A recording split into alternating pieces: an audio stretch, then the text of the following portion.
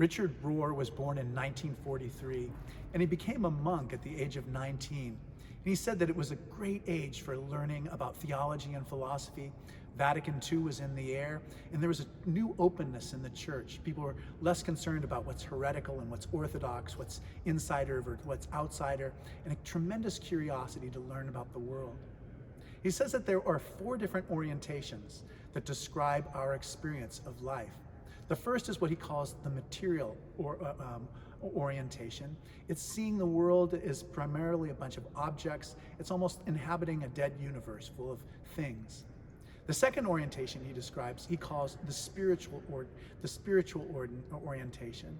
And it means to see the way that all these things are deeply connected with one another, to recognize the deep interiority that we all experience, and that's a central part of our existence.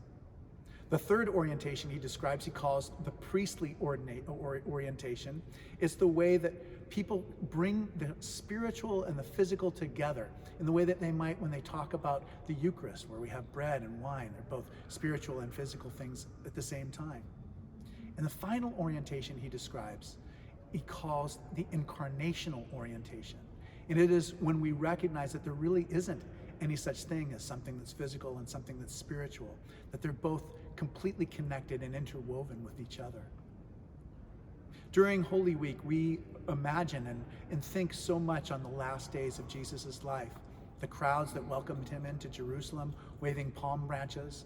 We think about his last meal with his dear friends, how he washed their feet and said that the true fulfillment of human life is to serve another person. It's the highest calling. And then we remember the way that he was abandoned by his friends. We remember how Peter denied that he even knew him. We remember how Judas came to him and betrayed him with a kiss. And Jesus said to him, "Judas, do what you are here to do." And then we remember Jesus' crucifixion, and we remember those amazing, odd stories about how he came and appeared to his friends again after he had died on the cross. All of these ideas, all of these stories, though, are a reminder about how God longs to be with us and will not accept any barrier between us and God. That God will suffer anything, experience anything, the worst torture, the worst abandonment, just to be closer to us, to understand what our life is like. The philosopher Rene Descartes talked about the spiritual and the material, but I don't believe in that distinction. I believe that we are all united to one another and all united to God. That the only place where we can get away from God is in our imagination. We can imagine being separated from God, but we never really can be separated from God.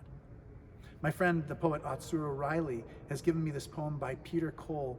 It's called Improvisation on Lines by Isaac the Blind. And it's important to note a couple words. The first is bulbul is a bird, a yellow bird, and oxalis is an edible wild plant. So let me read this. Improvisation on Lines by Isaac the Blind. Only by sucking, not by knowing, can the subtle essence be conveyed. Sap of the word and the world's flowing, that raises the scent of the almond blossoming and yellows the bulbul in the olive's jade. Only by sucking, not by knowing.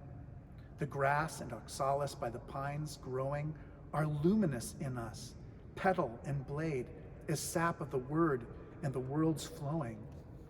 A flicker rising from embers glowing, light trapped in the tree's sweet braid of what it was sucking. Not by knowing is the amber honey of persimmon drawn in. An anemone piercing the clover persuades me. Sap of the word and the world is flowing.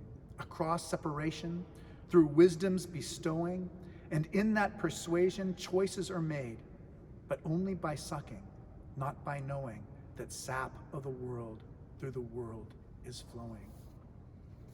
I pray that the Spirit, like a sap, is flowing in you, and that if it isn't, you remember that we are always connected to the God who loves us more deeply than we can understand. My name is Malcolm Clemens Young. I'm the Dean of Grace Cathedral here in San Francisco, California. Thanks for watching More Good News.